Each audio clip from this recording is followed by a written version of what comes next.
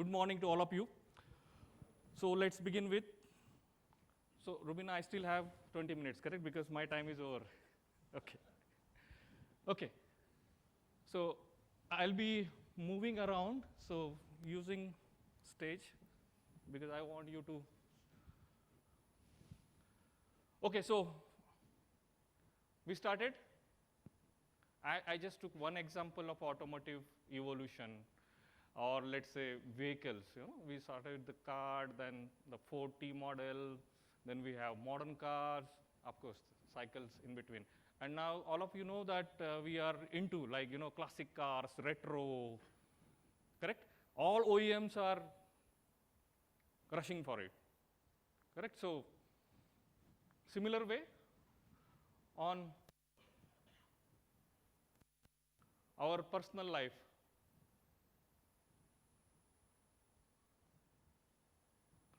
All of us are familiar with this. We talk a lot about this now, organic farming, organic food. Do you recognize this? Chiropractors. Earlier days we used to have hard vaidya. Even on the rural areas, we still have them. They were very scientific. They are very scientific. A lot of them are still there. And now see here, this is also picking up now in a very scientific manner. So things are coming back. Cold pressed juice, cold pressed oils. And now there are agencies who brings you atta with your old chakki. So can we say things have come full circle? Really, things have come full circle. I have taken one example from automotive industry, but we can have that from all the industries, in fact. Here, the things which are influencing our personal life, and we can say definitely that, yes, things have come full circle. So let's see if it's applicable into industry also, where all of us are working. Okay, so evolution of manufacturing, and we talk about 1 to 5. Okay, so this is a circle, starting with 1 up to 5.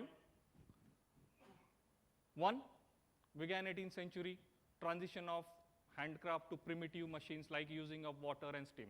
And I think all of us know this. I'm just going to summarize it quickly, and then we go to the takeaway later stage. So it was defined as a mechanization, correct? 2 began late 19th, early 20th, use of electricity, mass production, assembly lines. So we said industry 2. So it was more of a electrification.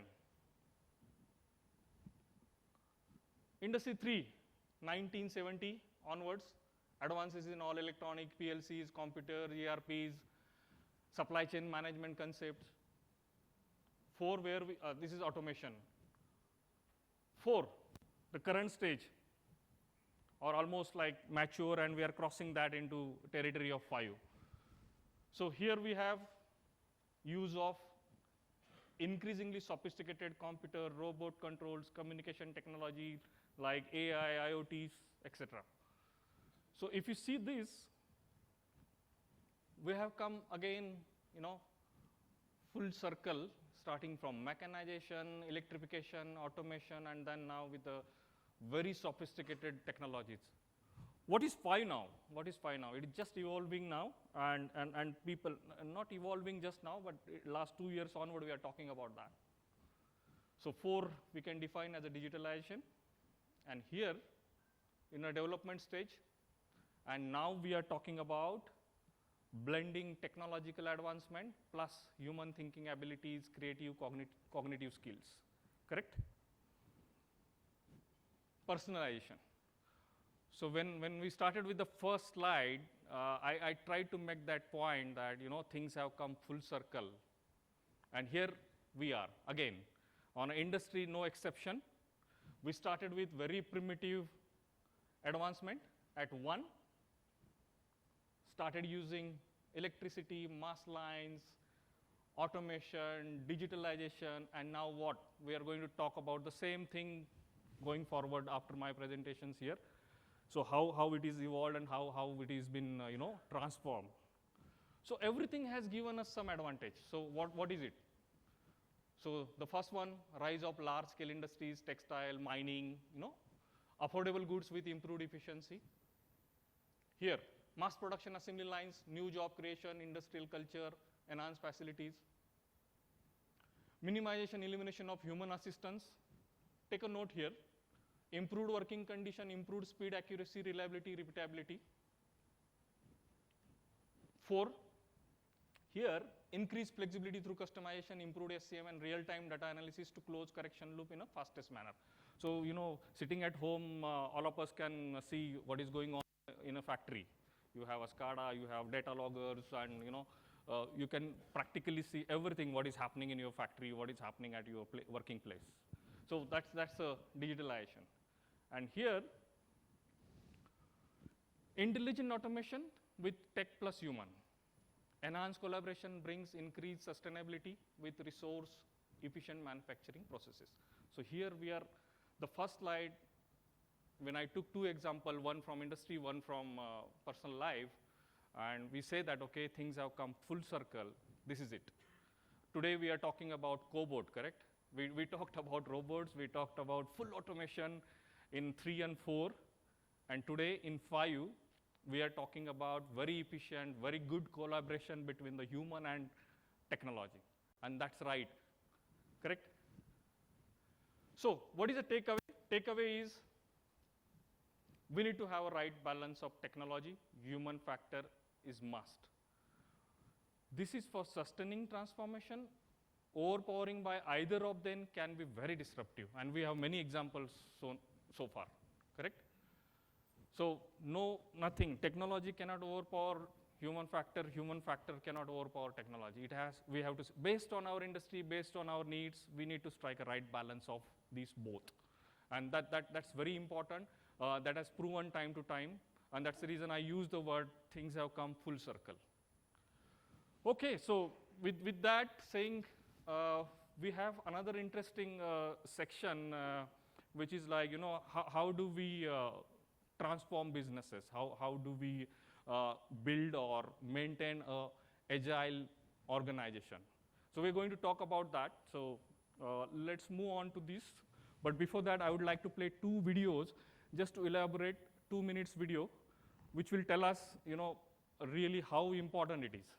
Can you play the first video, please?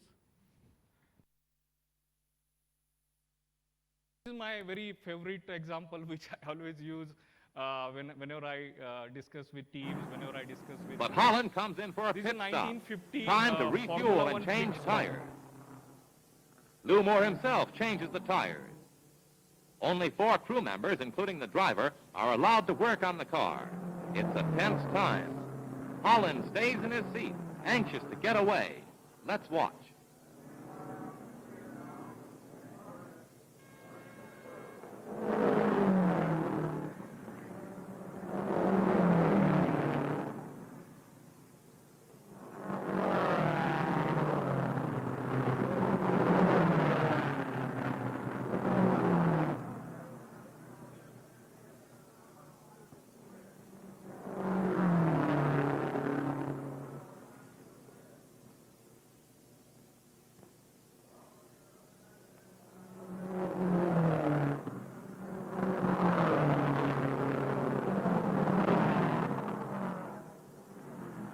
Tires are changed at last.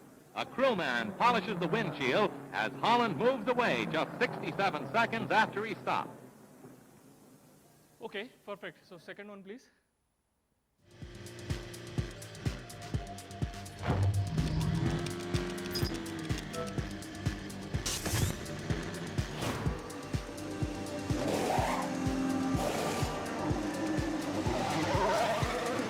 That's it, 1.98 seconds.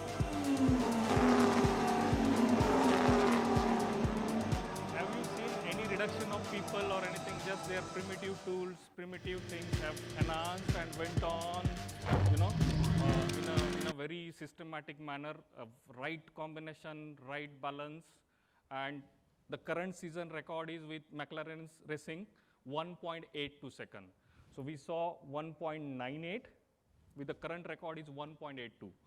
So this is very classical example which I always share with, with my teams or whenever I get opportunity to talk with people. Perfect, so let's move on. Okay, that's it. We just need to connect the blocks, okay. So as I said, building agile manufacturing organization. What is that? Business process transformation and building agile manufacturing organization. And we will see what are the blocks which we need to connect.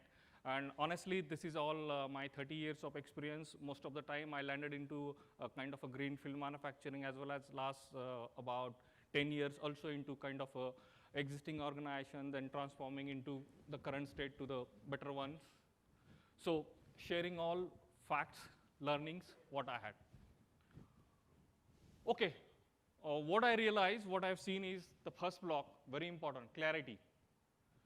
Purpose, vision, what are the obstacles, what are the new habits we need to develop. This is very important, and most of the time, even today, you will be surprised to hear that, or you might have already realized that even today, the purpose, vision, mission still remains at the top, or probably one layer below. It never comes down to the bottom. And that's need. So you need to have that clarity very clearly with all the team. I have seen this in my last two employment, current and the previous employment, that how it impacts badly. I just give you example, like purpose and vision. So in my earlier employment, we were manufacturing the crucibles. And crucible, some people in the foundry or casting industry know what is crucible is. So crucible is treated as a C-class item. So people used to have very complex, what we are selling is a C-class item, and customer don't treat us properly. It impacts your psychology. So we set a small workshop, and we really derived at what is purpose, what we are doing. So what we are doing is, we are helping world, we are providing the efficient melting solution to shape the world, because everything, wherever you want to shape the things, you need a crucible. Everywhere, go anywhere, you want to melt metal and shape anything, you need a crucible. Just an example to share, to relate more practically. So that's very important, clarity. Next block, strategy. Everybody knows about that, we should have very clear strategy on product portfolio management. So I always say there's a core and building blocks. Core is like your bread and butter. All of us know this. Core is your bread and butter, because you are strong on some of the things, but you cannot ignore your future, next 3 to 5 years, and you must have continuously building blocks on that. And must ensure that your added value, so there are various terms, added value renewal means like, at least 25% plus revenue should come from your new products stream, so that you are constantly replacing your revenue portion proposition adequately.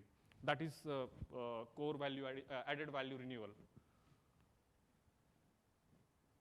Okay, regional sensitization. This is a bit new. Probably many of you might have talked about this some forum, but this is applicable to Indian multinationals as well as the multinationals, because most of the time we forget the adoption to regional dynamics, regional culture, and effective and balanced technology adoption. So this is one of the important blog, and next speakers, and we have a lot of discussions on technology and migration. So regional sensitization is equally important.